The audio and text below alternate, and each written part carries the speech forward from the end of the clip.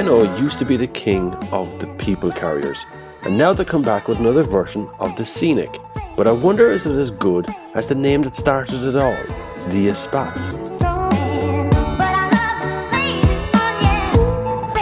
So we're into the fourth generation of the Renault Scenic, and before this there was the Espace, which is gone now, but there's the Scenic and the Grand Scenic, and this is actually the Grand Scenic, even though it just says Scenic on the back because it's 7 seats. Scenic also comes in 5 seats, not so much anymore. Renault tend to be pushing the 7-seat version of it wherever possible, because currently the SUV market, which of course Renault have the Koleos and the Kadjar in, both good cars. I don't have a problem with either one of them, but this gives you something else other than SUV. This gives you a more sleek look at what Renault can actually do.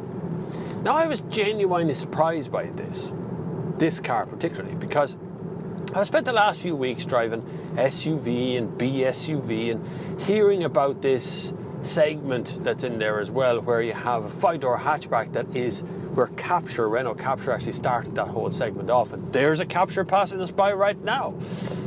So Renault started that BSUV segment, showing that a little 5-door hatchback could be an SUV as well. That changed things a lot. That changed how people behaved in that segment and what people desired. They no longer wanted this kind of a car. They want a car that looks like an SUV, or at least that's what marketing people tell me. Whether that's true or not, I don't know. So is there any place really for a 5-door, 7-seat car in this segment? Yeah, bloody right there is. There's plenty of money in this segment, and a lot of people do actually want 7 seats that you can use, and this has that. This also has, in 5-seat mode, a very big, commodious boot that can take quite a lot of stuff. And if you drop the middle row of seats, which is the other 3 bench seats, you end up with a van, essentially a van, and that's what it comes to. This is a really comfortable, clever car.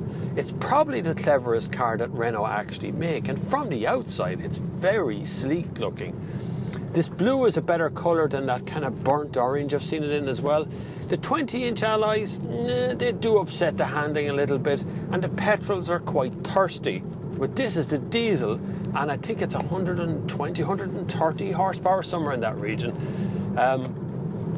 And it feels it. Now, there is an eco mode, so I have these modey things here. I can press that, and I go into mode. So it goes for sport, it goes all red, it looks cool. Doesn't really do a whole lot. Comfort, which is really nice. Comfort is really good.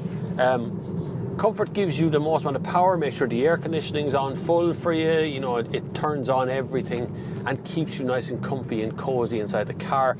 Then you can go for back to sport. So this button just goes from sport to comfort, but you can also go to eco.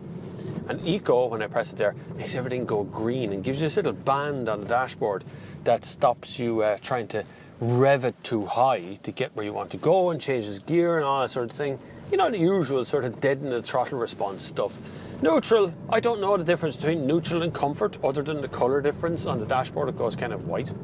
And then Perso, which of course is personalisation or personal version of it. You can do whatever you want to do there. But I tend to favour the comfort one because comfort is nice. Now, I also have colours here around the edge. There's LED colours. You can't really see them as much during the day. Nighttime they're quite visible, all right. You can change the colour scheme of pretty much everything inside the system by just going into menu, and then you go to, this is quite difficult, settings, and then you go to, I think it's display. I could be wrong. Instrument panel. No, that's not it.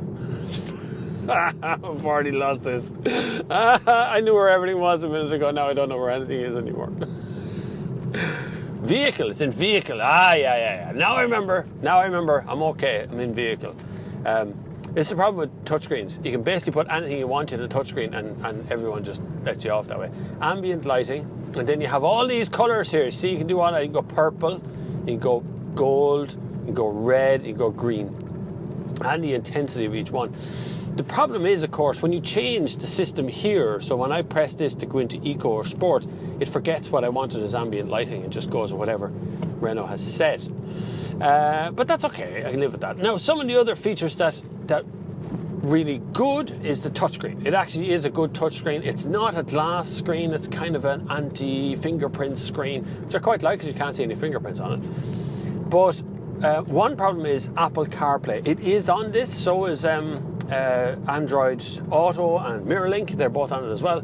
The problem is Android Auto, MirrorLink and Apple CarPlay are all set up to play in landscape. This screen is set up to play in portrait. And so when you connect, it only kind of takes this little band at the top. You can even see it here with the radio. It's only taking up half the screen because the other half of the screen should be something else like the map. You can split the screen in two, but Apple CarPlay doesn't care about that. It just kind of stuck across the middle of the screen. It's a tiny thing, but it's just visually it kind of annoys me to see it. It doesn't matter because it's there and it works, and that's far more important than how it visually approaches on the screen. Thankfully, Renault have been clever enough to keep the temperature controls and things outside the car, outside the touchscreen, so you can change your temperature at will from just a knob there on the dashboard. This also has sat-nav, and it has split screen functions, and reversing camera and parking sensors are all built in. I have a heads-up display as well there, which is transparent onto a glass screen. Absolutely nothing on the windscreen, no reflection from that at all, which I'm very impressed with. I can see straight through the whole lot and I don't see a reflection of the plastics that surround it. The head, if you're wondering what the noise is, there's a little vibration. It's like a Geiger counter, and it's coming from the headrest of that seat. Whatever way I've tried putting it up, down, up, down, up. I might take it off because it's really bothering me while I'm driving along. You can hear it quite clearly. This one, of course, has the glass roof as well, which the kids love, watching the raindrops transfer their way along the whole length of the car. It's quite nice. To drive, I'm on, I think, 19-inch wheels on this one. It's very pleasant. Not much road noise, very quiet cabin, despite the size of the cabin. It's actually quite nice and quiet. Normally these big cars are like an echo chamber, and so when you're hooling along the road, you suddenly find out that the whole cabin's so loud I can't hear a thing from back there. Good point. The kids are kept way back there in the back seat if you want them to stay far back so you can't hear them, which is great. And you still have a little boot, but a bigger boot than most other cars in this segment. The 7 seats are usable. I wouldn't say I would use the 7th seat for 2 adults. For a long distance anyway. You could drive them home from somewhere in the back seat, on one journey. But if you regularly carry 6 passengers bar yourself, you're going to need something bigger than this. But if you're carrying 3 kids or 4 kids and you want to put one of them in the back seat on the last row, no problem. The front seats of these are really commodious. So the boot is made up of, now the Renault have a funny way of measures, 281 DN or something. I wish they'd just all go with litres or all go with capacity, boot capacity. I wish there was one measurement. It's like CC and what's the other one called? Kilowatts or something as well for engine. Oh God, just pick a bloody type, will you? Anyway, it's big. You could easily fit plenty of boot stuff in there, all your shopping, all your luggage, whatever it is you want to do for the lifestyle end of stuff, and still have room left over for 5 passengers easily in the car. Now 7 seats, the boot space becomes quite narrow, but it's big enough to fit a little bit of shopping in. There is shopping bag hooks, but they're so far in. If the 7 seats are in place, you won't be able to use them anyway because they're so far back. There's none at the very back door for shopping bag hooks, but that's nitpicking. I also like the way the seats fall with the electronic thing. It might be an optional extra where your territory is, but there's an electronic thing you press and it drops the seats for you, which is quite nice. You don't have to be touching them, but you do lift them up manually to put them back into place. Overall, I think Renault have done an exceptional job on this car.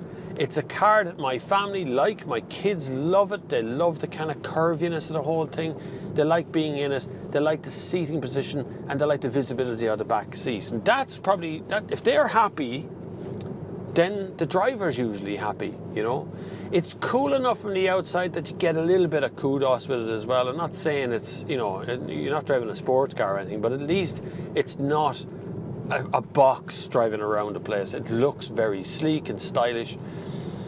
The luxurious feel that Renault's going after carries over well in this car, probably carries over better in this car than it does in the Kadjar or does in the Koleos, even though the Koleos feels quite luxury as well.